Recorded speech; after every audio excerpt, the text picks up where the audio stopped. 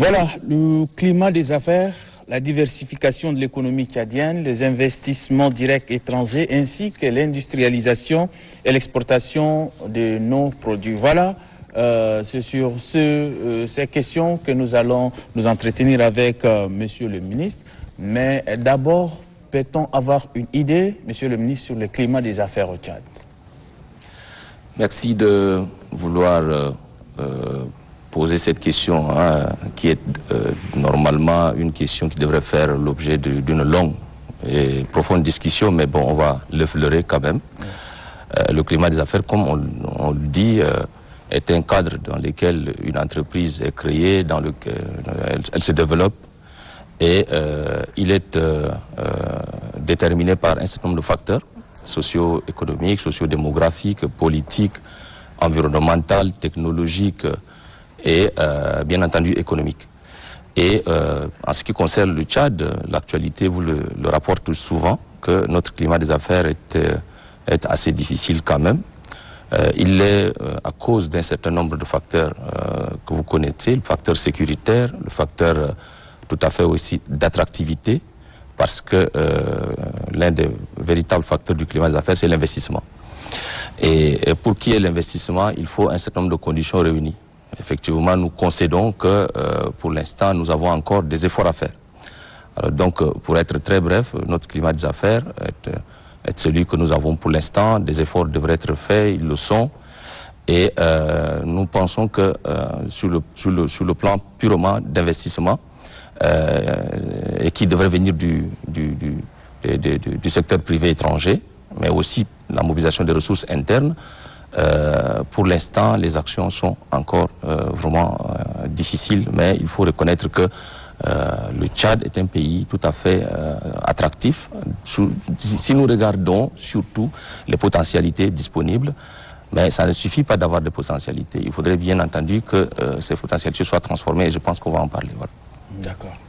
Alors, monsieur le conseiller, pour ne pas dire monsieur le ministre, parce que voilà, vous êtes le ministre, voilà. Monsieur le conseiller. Maintenant, parlant de la diversification de l'économie tchadienne. Est-ce que vraiment l'économie est en bonne santé? Nous sommes encore dans une étape pratiquement de mono-économie, parce que notre exportation est basée sur le pétrole, pour l'instant un peu de coton, et le reste c'est par exemple le bétail sur pied, et un certain nombre de produits agricoles tels que le sésame, la gomme arabique, mais là encore c'est une exportation de produits non transformés. Alors donc on peut pour l'instant dire que le jour où, du moins, quand on aura transformé ces produits à l'intérieur, le sésame, par exemple l'huile de sésame, par exemple conditionner le sésame avec le label Tchad, par exemple, ou la gomme arabique, jusqu'à présent nous l'exportons à partir du Soudan. Le jour où on aura transformé ces produits ici au Tchad, créé de la valeur ajoutée, créé de l'emploi supplémentaire, et les produits et les dérivés, alors on pourra éventuellement parler de la diversification de l'économie. Mais pour l'instant, notre économie est encore faiblement diversifiée. Et dans ce cadre, le gouvernement a essayé d'adopter une politique qu'il appelle le plan directeur d'industrialisation et de la diversification économique, qui comporte un certain nombre d'actions à mener pour rendre vraiment à cette économie tout ce qui a comme capacité de produire ici, capacité de diversifier les secteurs productifs, et aussi de faciliter les facteurs de production qui permettront, par exemple, de transformer sur place et d'avoir de la valeur ajoutée, et aussi de mobiliser des ressources internes, je l'avais déjà dit, à travers les secteurs privés nationaux, mais aussi en association avec le secteur privé extérieur, pour lequel le climat des affaires, une fois de plus, devrait être le facteur attractif, le facteur d'encouragement, le facteur de prise de décision permettant aux gens d'investir, parce qu'investir provient de ce que l'investisseur privé, étranger ou national, devrait prendre des risques, devrait aussi s'assurer que ces risques devraient être calculés. S'il investit, c'est pour gagner. Et que aussi, il faudrait regarder si le marché national est accessible, si le marché lui-même existe, s'il est accessible.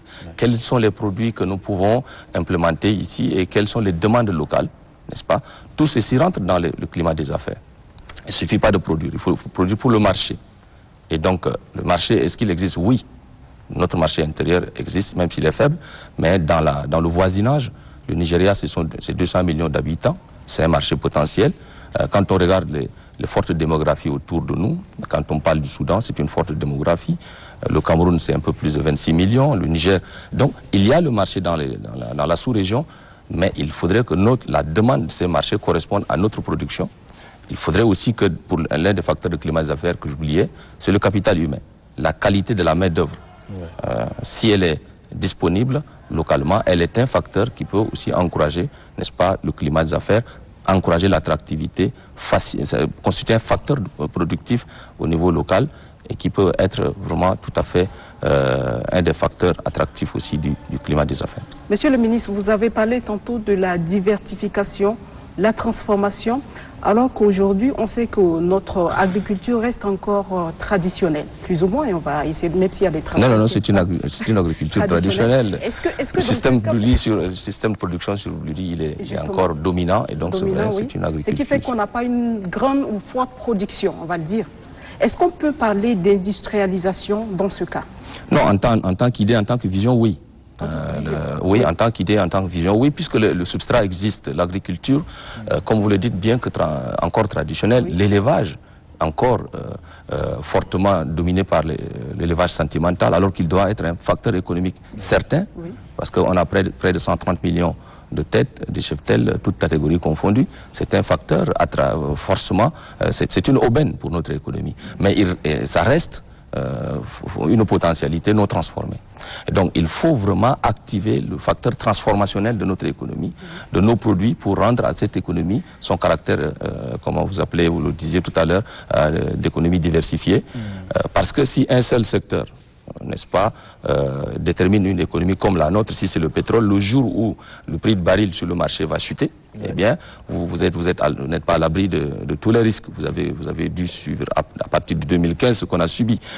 Alors que si nous avions 10 facteurs de production, 10 secteurs productifs, par exemple, si 2 ou 3 tombent, les 7 autres peuvent supporter l'économie nationale, continuer à porter le pays dans tous les cadres. D'accord. Monsieur le ministre, on va aller très rapide. Nasradine, attends. Ça fait déjà 2.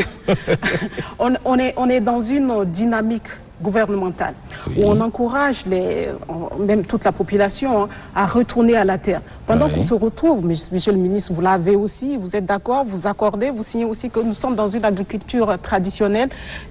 Qu'est-ce que l'État fait pour amener tous ces gens à faire vraiment une culture? Nous avons une politique au niveau agricole en termes d'investissement. Parce qu'on a les encouragements et je pense qu'on a aussi besoin de se lancer. On est tenté par moment d'aller, de s'investir un peu. Mais comment vous faites pour nous encourager? Non, moi je parle au niveau macro. Je parle au niveau macro. À tous ces agriculteurs. Je parle au niveau macro. Je parle au niveau macro. Je dis que l'agriculture tchadienne est potentiellement riche parce que nous avons de l'eau, nous avons de la terre. Oui. 40 millions pratiquement d'hectares de terre arable, ce n'est pas rien. Nous avons de l'eau à fleur de sol. Nous avons une population jeune. Alors donc tous les facteurs sont réunis.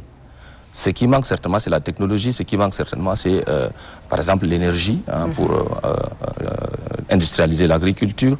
Le facteur, par exemple, d'irrigation, petite ou grande échelle. Le facteur technologique, parce que l'agriculture aujourd'hui, c'est la technologie. D'accord. Et ça nécessite des investissements. Évidemment, le gouvernement avait, à un moment donné, investi quand même assez de ressources assez importantes dans les équipements agricoles, parlant des tracteurs. Malheureusement, la corrélation entre ces tracteurs et tout ce qu'il y a comme autre facteur de production, d'encouragement, d'incitation, n'ont pas été réunis et je sais que le gouvernement continue de maintenir cette vision avec des investissements annuels assez importants. Mais ce n'est pas en une année que vous pouvez transformer une telle agriculture.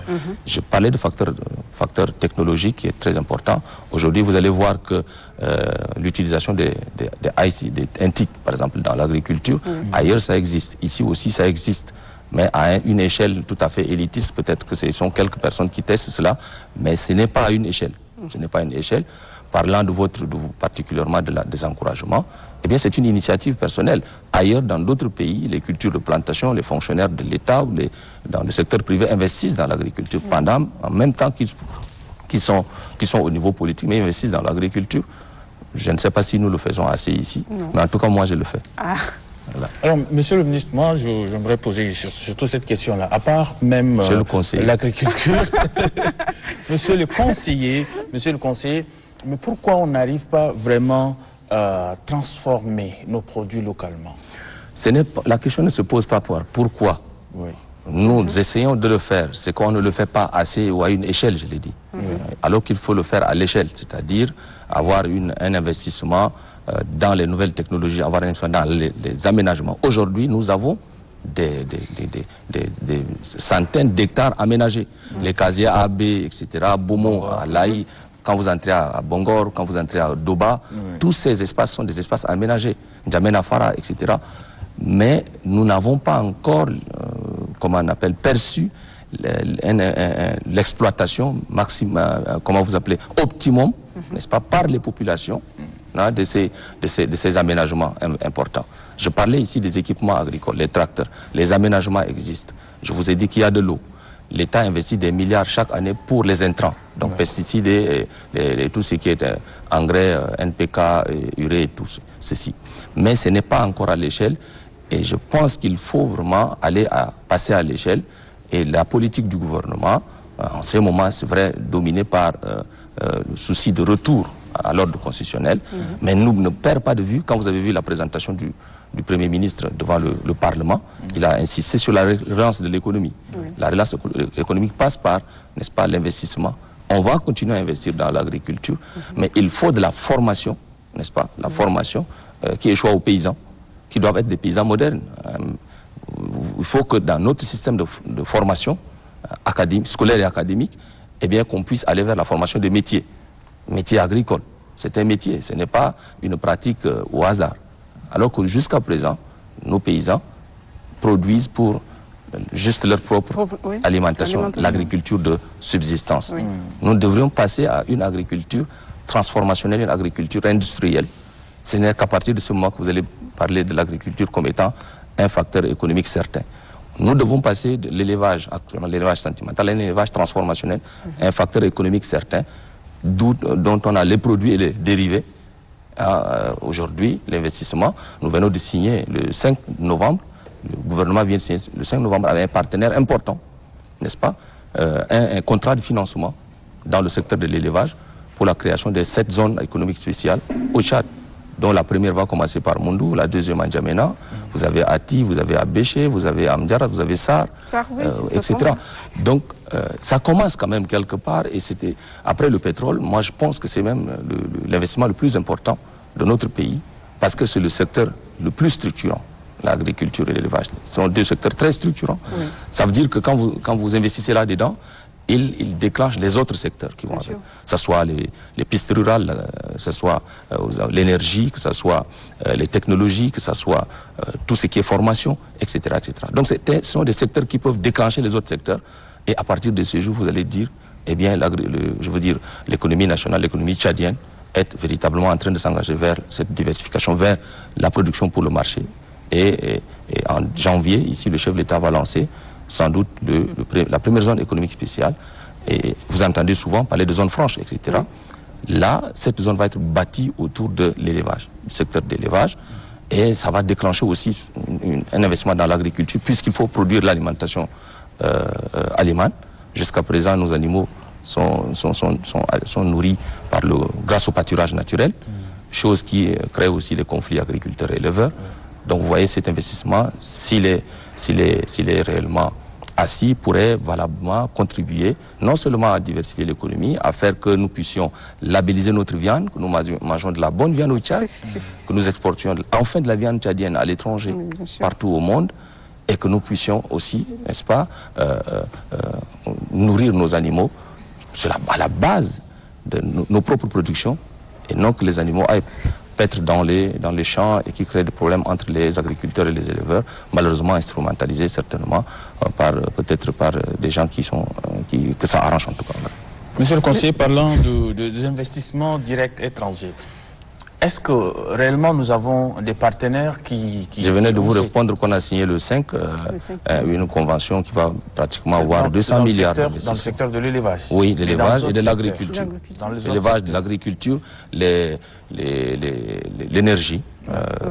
Il devrait avoir à SAR 42 mégas, à Mundou aussi d'investissements importants dans le secteur énergétique. Ici à Djamena, vers l'IA aussi, des secteurs d'investissement importants. Les discussions se poursuivent pour l'aéroport de Djarmaya, les discussions se poursuivent aussi pour le secteur pétrolier, le secteur agricole.